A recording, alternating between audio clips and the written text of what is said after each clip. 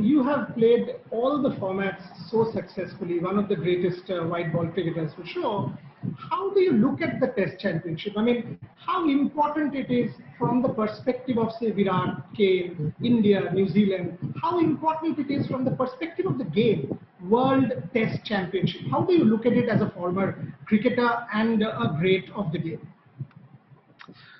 Well, look, I loved all forms of the game. I think they all have such really important attributes and they cater to different markets. So I think we're very lucky to have three different forms of the game which we can take to the wider cricketing community and try and attract new fans. T20 cricket is clearly what drives now the revenue for the game globally and predominantly based in India, obviously. One-day cricket has its place because of the World Cups in particular. There's challenges around the bilateral series moving forward and how that fits in the international calendar.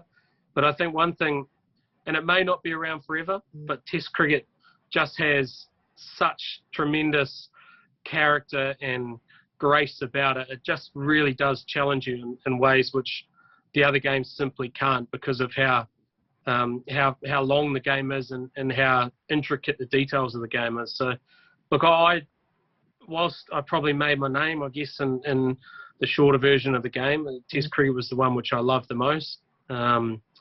I was very fortunate to have a long career playing Test cricket, and I had some successful days and some not so successful days. But you always knew that at come the end of a Test match, you knew that you had earned the right to be able to look back on those previous 5 days and say you gave everything you could to a game which is full of history for those who love this game of cricket. So, look, I think there's been a few comments around the Test Championship and around the validity of how teams qualify for the championship and the fact that some teams only play 2-match series and other teams have to play 4 or 5-match series. But I don't really buy that because I think the countries that only get the opportunity to play, say, 2 Test matches in their series, they shouldn't really be disadvantaged by that. It's because purely the boards can't afford to play any more than that. So they're trying to seek relevance in a format which is already under increasing pressure. And I think the way that New Zealand has gone about it, the way India's gone about it, I genuinely believe right now they are the teams who do deserve the opportunity to try and challenge for the World Test Championship in that final one. Let's get this clear. So you are actually saying that the 2 best teams on form have qualified for the final? 2 best performed teams, yeah. Some would say that New Zealand hasn't had to travel a great deal.